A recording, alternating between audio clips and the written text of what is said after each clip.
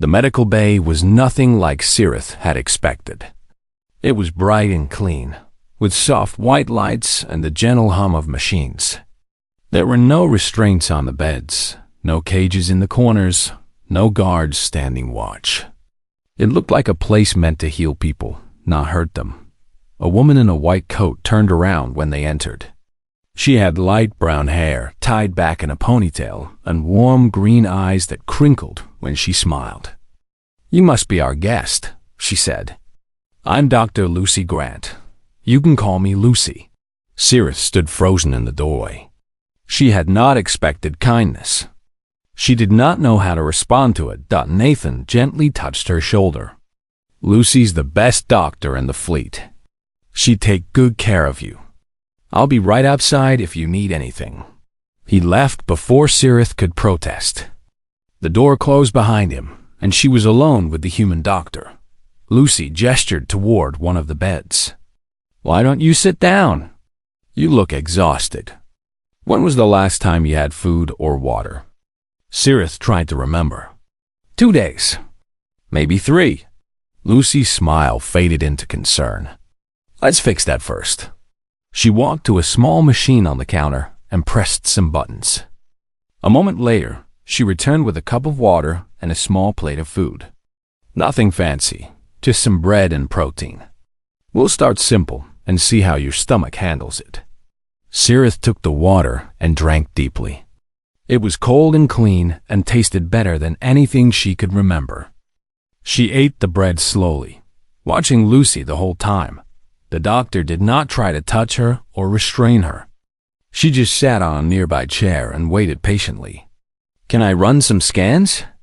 Lucy asked after a while. "Nothing invasive. I just want to make sure you're not sick or injured." Sirith tensed. "What kind of scans?" "Basic health check. Heart rate, blood pressure, hydration levels. The scanner doesn't even touch you. It just reads your body from a distance." This was the moment, Sirith thought. This was when they would discover what she was. The scanner would show her unique biology, her adaptive reproductive system, and then everything would change. They would look at her differently. They would want to use her, but she was too tired to run anymore. "Fine," she whispered. Lucy picked up a small device and moved it slowly through the air around Sirith. It beeped softly as it collected data. Sirith watched the doctor's face, waiting for the moment of recognition, the flash of greed. Lucy frowned at the readings. Your biology is quite different from anything I've seen before. Fascinating." "Here it comes," Sirith thought. Her muscles tensed, ready to flee. "You're definitely dehydrated and malnourished," Lucy continued. "But nothing dangerous. A few good meals and some rest should fix you right up." She set the scanner down and smiled again. "Any pain anywhere? Old injuries I should know about?" Sirith blinked. "That's it? What do you mean?" "The scanner. It showed you what I am, what my body can do." Lucy tilted her head, confused. "It showed me you're a Vellani female with some unique biological markers. Is there something specific I should be worried about?" Sirith stared at her. The doctor genuinely did not seem to understand. "My species," Sirith said slowly. "Vellani females can carry offspring of other species. Our bodies adapt. That's why we're hunted. That's why the Dracori put us in breeding camps." She watched Lucy's face change. But it was not greed that appeared there. It was horror. "Breeding camps?" Lucy repeated, her voice quiet. "Yes, they use us to produce soldiers, workers, whatever they need. They take our children and sell them. They keep us alive just long enough to be useful." Lucy's hands were shaking slightly. She set down her datapad and took a deep breath. "Sirith, I need you to understand something. What you just described is one of the most evil things I have ever heard. No one on this ship would ever do that to you. No one in the Terran fleet would do that to you. It goes against everything we believe in." Sirith wanted to believe her. She wanted it so badly that it hurt. But she had been fooled before. "Words are easy," she said. "Everyone says they won't hurt you. Then they do." Lucy nodded slowly. "You're right. Words are easy. So let me prove it with actions instead." She stood up and walked to the door. "Nathan?" The door opened, and Nathan stepped back inside. "Everything okay?" "Sirith just told me something important," Lucy said, "about what her species has been through. I think we need to talk to the captain." Nathan looked at Sirith, and she saw something shift in his expression. Not greed. Not hunger. It looked almost like anger, but not directed at her. "What happened?" he asked quietly. Lucy glanced at Sirith, silently asking permission. Sirith hesitated, then nodded. "The Dracori have been using Villani females as breeding stock," Lucy explained. "Forced reproduction. Slavery." Nathan's jaw tightened. His hands curled into fists at his sides. "And she thought we might do the same thing. Can you blame her?" Nathan was quiet for a long moment. Then he walked over to Sirith and knelt down so their eyes were level. "I'm sorry," he said. "I'm sorry that anyone ever hurt you like that. And I'm sorry that you had to wonder if we would do the same." He held her gaze steadily. "We won't. I promise you on my life." Sirith felt something crack inside her chest. Not breaking, but opening. Like a door that had been locked for so long she had forgotten it existed. "Why?" she asked. "Why do you care what happens to me? I'm not human. I'm not your ally. You gain nothing by helping me." Nathan smiled. "Just a little. Because you're a person who needs help. That's enough for us." He stood up and offered her his hand again. "Come on, let's go talk to the captain. I think you'll like her." Sirith took his hand, and together they walked out of the medical bay. She did not know if she could trust these humans yet, but for the first time in years, she wanted to try. The Villani freighter was dying. Its engines had failed 2 days ago, and now the life support systems were failing too. The air was getting thin and cold. Emergency lights blinked red in the darkness, casting strange shadows on the metal walls. Sirith sat alone in the cargo hold, her knees pulled up to her chest. She was Villani, a species known throughout the galaxy for one terrible reason. Villani females could carry the children of almost any species. Their bodies could adapt to any genetic code. This gift, as the elders once called it, had become a curse. The Dracori Empire had hunted her kind for 300 years. They captured Villani females and put them in breeding facilities. They used them to create armies, to populate colonies, to sell to the highest bidder. Sirith had escaped one such facility when she was barely an adult. She had been running ever since now her ship was broken, and she was going to die alone in the cold darkness of space. Perhaps, she thought, that was better than being captured again. Then the proximity. Alarm screamed. Sirith jumped to her feet and ran to the small window. Her heart stopped when she saw the ship approaching. It was not Dracori. The design was different, more angular, painted in gray and blue. But she recognized the symbol on its hull. Humans. She had never met a human before, but she had heard the stories. Everyone in the galaxy had heard the stories. Humans had appeared from nowhere just 100 years ago. They had spread across the stars, faster than any species in recorded history. They bred quickly, fought fiercely, and feared nothing. The refugee camps were full of whispers about them. Some said humans were kind and curious. Others said they were monsters who took what they wanted. Sirith did not know which stories were true, but she knew one thing for certain. If humans learned what she was, what her body could do, they would want to use her just like the Dracori did. She looked around the cargo hold for a weapon, for a place to hide, for anything. But there was nothing. She was trapped. The sound of metal connecting to metal echoed through the ship. They were docking. Sirith backed into a corner and pressed herself against the wall. Her violet skin had gone pale with fear. Her silver eyes were wide.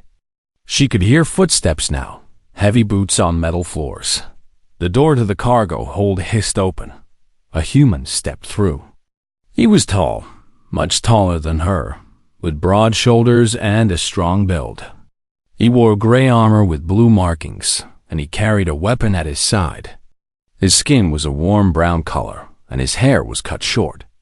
His eyes were dark and alert, scanning the room until they found her. He stopped walking. For a moment, they just looked at each other. "Easy," he said. His voice was deep but calm. "I'm Sergeant Nathan Cole, Terran Defense Force. We picked up your distress beacon. Are you hurt?" Sirith did not answer. She could not make her voice work. She just stared at him, waiting for the moment when he would realize what she was, when his expression would change from concern to hunger. Nathan took a slow step forward, his hands raised to show he meant no harm. "Your ship is in bad shape. Life support is almost gone. We need to get you out of here. Stay back," Sirith finally managed to say. Her voice came out as a whisper. Nathan stopped immediately. He tilted his head slightly, studying her. "Okay," he said. "I'll stay right here. Can you tell me your name?" "Why do you want to know?" "Because I'd like to help you, and it's easier to help someone when you know their name." Sirith did not believe him. She had heard similar words before, from Dracori soldiers who smiled while they put chains on her wrists. But she was cold and tired and had no strength left to fight. "Sirith," she said. "Sirith," Nathan repeated. "That's a nice name. Look, my ship has food, water, and warm beds.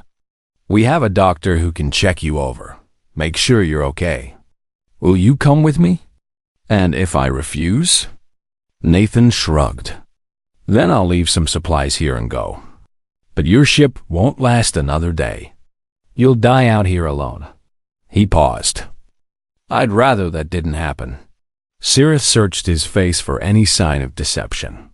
Humans were supposed to be easy to read, their emotions plain on their faces. But all she could see in Nathan's expression was patience and something that looked almost like concern. She thought about dying alone in the dark. She thought about the breeding facilities, the cold tables, the needles. She did not know which fate was worse. "If I come with you," she said slowly, "what will you do with me?" "Get you somewhere safe. There's a station about 3 days from here. They take in refugees, help them find new homes. We can drop you there, and you want nothing in return?" Nathan's eyebrows drew together in confusion. "In return for what? This is a rescue, not a trade." Sirith almost laughed. Almost. The idea that anyone would help her without wanting something was so foreign that she could not process it. "You don't know what I am," she said quietly. "You're a person whose ship is dying," Nathan replied. "That's all I need to know." He held out his hand to her. It was a simple gesture, an offer. Sirith looked at that hand for a long time. She thought about every story she had heard, every warning, every nightmare. Then she thought about the cold creeping into her bones, the air getting thinner with every breath. She took his hand. Nathan's grip was warm and firm, but gentle. He helped her to her feet and guided her toward the door. "The ship's this way. Watch your step. Some of the floor panels are loose." As they walked through the docking tube and onto the human ship, Sirith kept waiting for something bad to happen. She waited for soldiers to grab her, for chains to appear, for the trap to close. But nothing happened.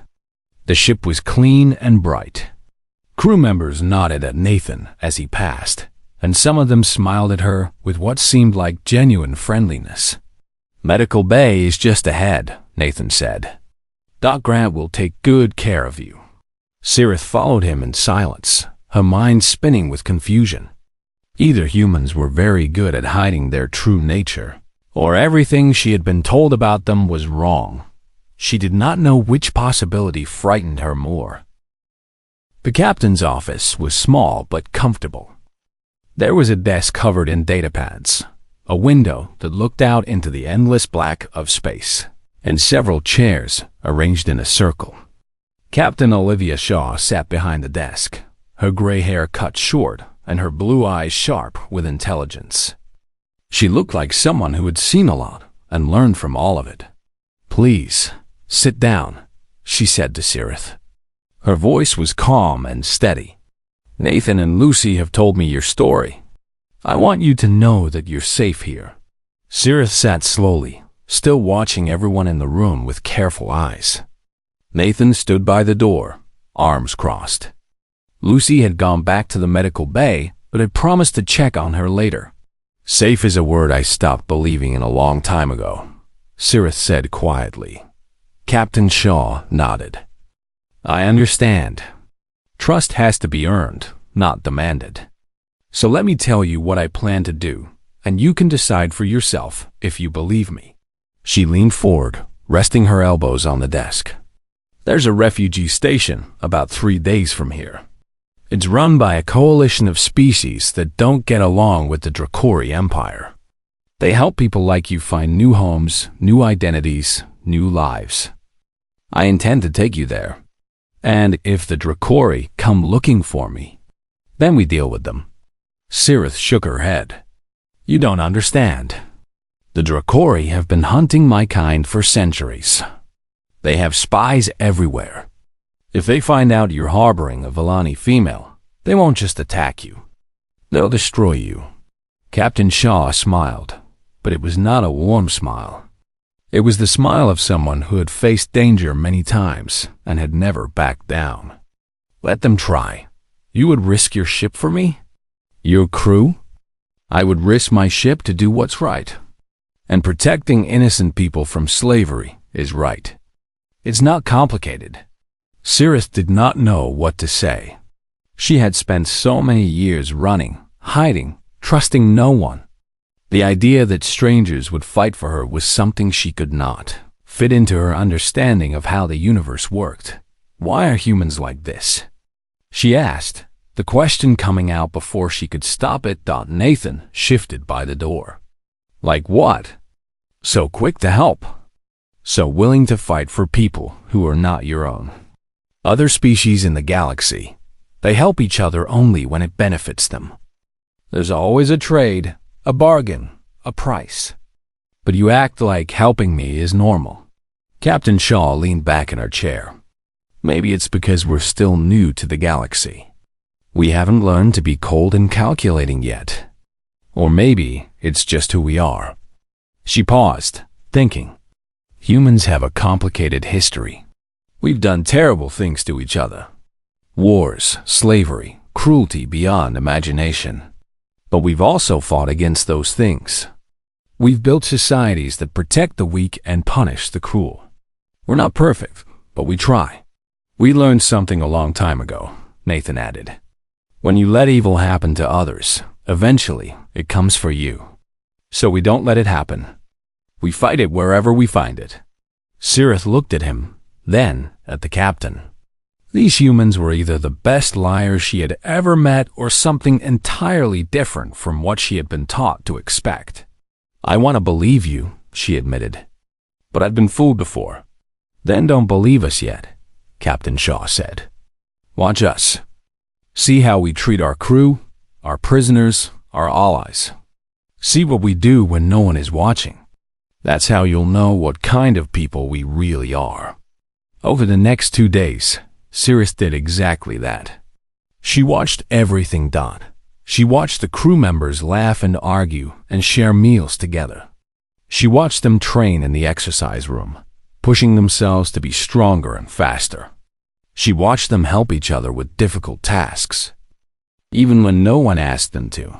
She watched Nathan visit her every few hours, bringing food and water, and sometimes just sitting with her in comfortable silence.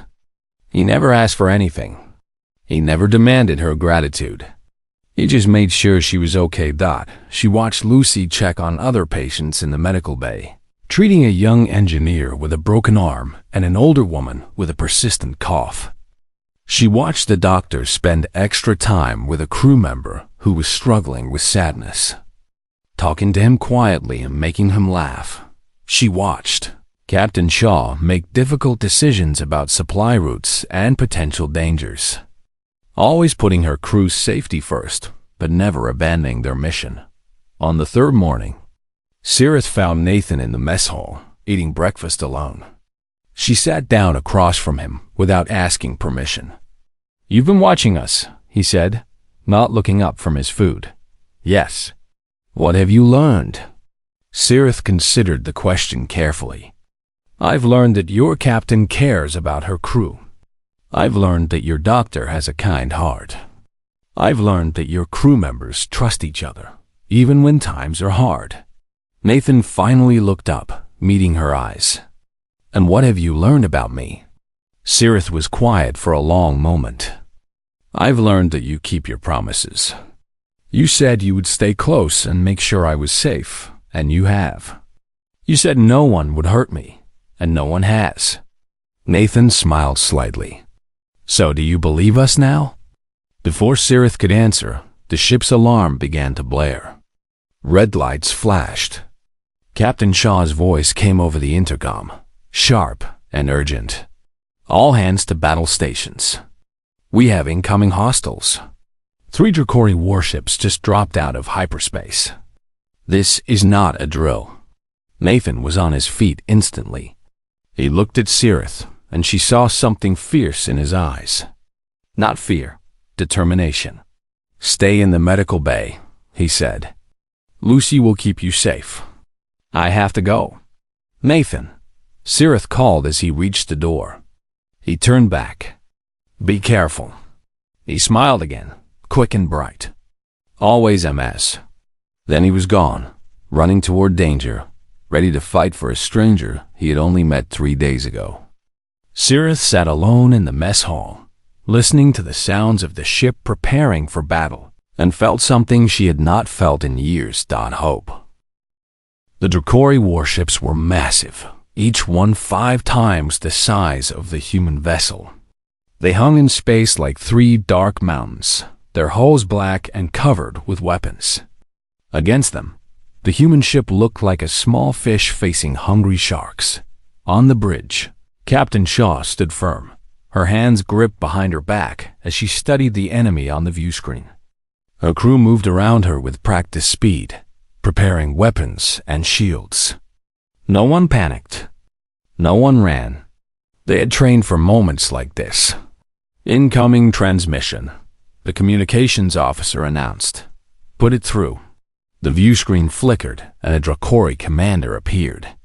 His name was Voss, and he was everything Sirith had feared. His scales were dark green, almost black. His eyes were yellow with slitted pupils. When he smiled, rows of sharp teeth gleamed in the light. "Human vessel," Voss said, his voice cold and amused. "You have something that belongs to us. A Vallani female. She is property of the Dracori Empire. Return her, and we will let you leave." Captain Shaw's expression did not change. "The woman aboard this ship has claimed asylum. Under Terran law, she is under our protection. We will not hand her over to slavers." Voss laughed. It was an ugly sound, like rocks grinding together. "Slavers? We are builders of empires. The Vallani serve a great purpose. Their bodies create the soldiers who keep order in the galaxy. You should be thanking us, not fighting us." "I'll pass on the thanks," Shaw replied. "And I'll pass on surrendering." "My answer is no." Voss leaned forward, his smile fading. "1 ship against 3. Your crew against thousands. You cannot win this fight, human. All you can do is die." Shaw smiled back at him, and there was something dangerous in that smile. "You've never fought humans before, have you?" She cut the transmission. "All hands, this is the captain," she announced over the ship's intercom. "The Dracori want to take someone from our ship and sell her into slavery. I said no. Now they want to kill us for it. I say we teach them why that was a mistake. Battle stations. Let's show them what humans are made of. Down in the medical bay, Sirith heard every word. Lucy was beside her, checking medical supplies and preparing for wounded crew members. The doctor's hands were steady, but Sirith could see the tension in her shoulders. They're going to die because of me, Sirith whispered. Lucy looked at her sharply. No. If anyone dies today, it's because the Dracori chose violence. Not because you exist. But if I wasn't here, they would have no reason to attack. Lucy set down her supplies and took Sirith's hands in hers. Listen to me. You are not responsible for what evil people do. You didn't ask to be born Villani. You didn't ask to be hunted. The only ones who should feel guilty are the ones doing the hunting. She squeezed Sirith's hands. We fight for you because you deserve to be free. That's worth fighting for. The ship shuddered as the first weapons hit the shields. Sirith gripped the edge of a medical bed, her heart pounding. Through the walls, she could hear explosions, shouting, the hum of energy weapons charging and firing. On the bridge, Captain Shaw commanded her crew like a conductor leading an orchestra.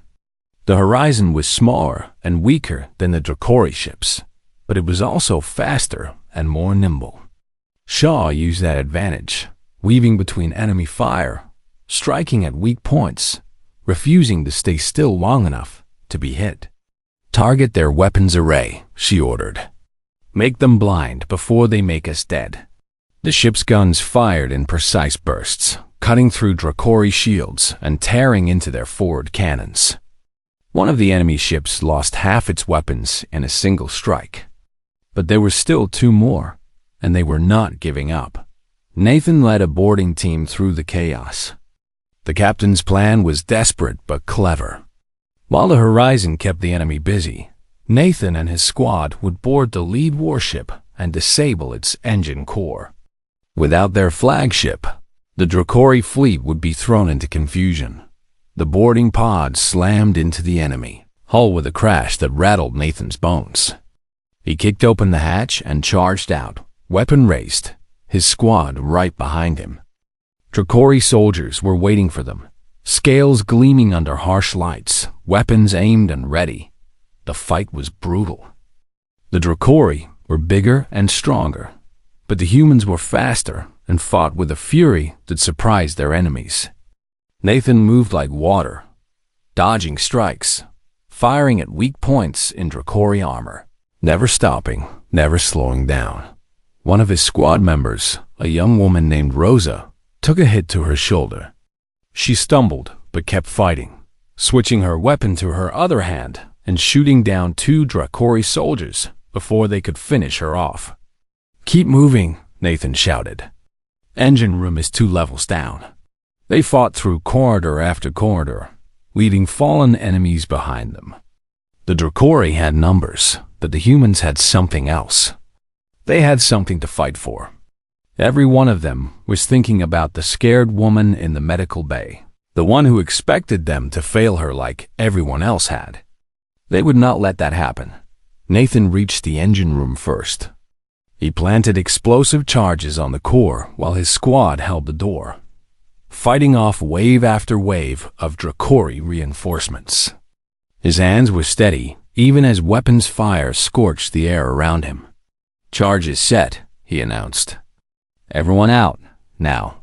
They ran. Behind them, the engine core exploded in a burst of blue fire that tore through the hull of the Dracori flagship. The ship shuddered, its lights flickering, its weapons falling silent dot back on the horizon. Captain Shaw watched the enemy flagship drift helplessly. 1 down, she said. 2 to go. But she did not have to fight alone anymore. 3 human vessels dropped out of hyperspace, their weapons already charging. Reinforcements had arrived. The remaining Dracori ships, seeing their flagship crippled and fresh enemies approaching, made the only choice they could. They retreated, jumping into hyperspace and vanishing into the darkness. Silence fell over the horizon. Then slowly cheering began. Crew members embraced each other, laughing and crying with relief. They had won. Against impossible odds, they had won. In the medical bay, Sirith heard the cheering and did not understand. Lucy was grinning, tears streaming down her face. "We won," Lucy said. "We actually won." Sirith stood frozen, unable to process what she was hearing. They had fought 3 warships for her. They had risked everything for her. And they had won. When Nathan walked through the medical bay door, bruised and bloodied, but alive, Sirith did something she had never done before. She ran to him and threw her arms around him, holding on tight like he might disappear as she let go. Nathan hugged her back, careful and gentle despite his injuries. "Told you I'd be careful," he said. Sirith laughed through her tears.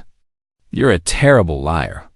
But she did not let go, and neither did he. 6 months had passed since the battle with the Dracori. 6 months since a dying woman on a broken ship had taken a stranger's hand and stepped into an uncertain future. Everything had changed. Sirith stood in a garden on New Haven, one of humanity's newest colony worlds. The morning sun was warm on her violet skin, and the air smelled of flowers from a dozen different planets. Humans had a strange habit of collecting beautiful things from across the galaxy and planting them all in one place. It should have looked chaotic, but somehow it worked. Somehow, all those different species of flowers grew together in harmony. Perhaps, Sirith thought, that said something about humans themselves. She had chosen to stay here instead of going to the refugee station. Captain Shaw had offered her the choice, and Sirith had surprised herself with her answer. She wanted to learn more about these strange, fierce, impossibly kind creatures who had fought for her without asking anything in return. The first few months had been difficult. She had to learn human customs, human language, human ways of doing things. She had to learn how to trust again, which was harder than any language. But she had helped. Nathan had requested a transfer to New Haven's garrison. He never said it was because of her, but she knew. He visited her every day at first, helping her navigate the confusing process of applying for asylum, finding a place to live, learning how to exist in a society that did not want to use her. She remembered the day her citizenship was approved. Nathan had brought her the news himself, his face bright with genuine happiness. "You're officially Terran now," he said. "Congratulations." Sirith had held the documents in her hands, staring at them for a long time. Her name was printed on official paper, recognized by an entire civilization. She was not property. She was not a resource. She was a person, with rights and protections and a future. She had cried that day. Nathan had pretended not to notice. Now, 6 months later, Sirith worked in a clinic that helped refugees from across the galaxy. She was good at it. She understood fear and trauma in ways that most people could not. She knew what it felt like to be hunted, to trust no one, to expect cruelty from every outstretched hand. And she knew what it felt like to be proven wrong. The clinic was run by Lucy, who had left the military to pursue her real passion, helping people heal. She was still cheerful, still kind, still the warm presence that had greeted Sirith on that first terrifying day aboard the Horizon. "You're doing amazing work," Lucy told her one evening as they closed up the clinic. The new arrivals from the Corvin system, they were terrified of everything. But you got through to them. You made them feel safe. Sirith smiled. "I told them the truth. I told them I was once as scared as they are. And I told them about the humans who proved me wrong. That's a powerful story. It's a true story. Those are always the most powerful." That night, Sirith walked to her favorite spot in the garden. It was a small bench under a tree that bloomed with silver flowers, a species from a world she had never visited. She sat there often, watching the sunset paint the sky in shades of orange and pink. She was not surprised when Nathan found her there. He always seemed to know where she was. He sat down beside her without asking, which was a human habit she had grown to appreciate. They watched the sunset together in comfortable silence. "I got news today," Nathan said eventually. "The Dracori have officially withdrawn from Volani hunting operations in this sector. They don't want another fight with the Terran fleet." Sirith closed her eyes and let out a long breath. "How many of my people are left?" "More than we thought. Word has been spreading about New Haven, about what happened here. Volani refugees are starting to arrive from all over the galaxy. They heard that there's a place where they won't be hunted. A place where humans will fight for them." "Yeah." Nathan was quiet for a moment. "You started something, Sirith. By choosing to trust us, by staying here, by telling your story. You gave other Volani hope." Sirith opened her eyes and looked at him. In the fading light, his face was warm and familiar. He had become many things to her over these 6 months. A protector, a friend, something she did not yet have words for. "I didn't give them hope," she said. "You did. You and your crew, your captain, your people. You showed the galaxy what humans are really like." Nathan shook his head. "We're not saints. We have plenty of flaws. I know. You're stubborn and loud, and you eat the strangest foods." She smiled. "But you also fight for strangers.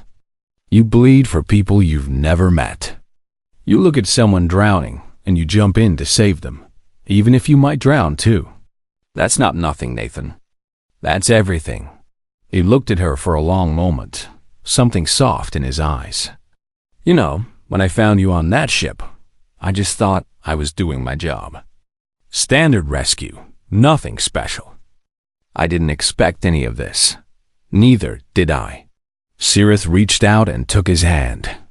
It still surprised her how easy that gesture had become. "I was taught to fear your kind.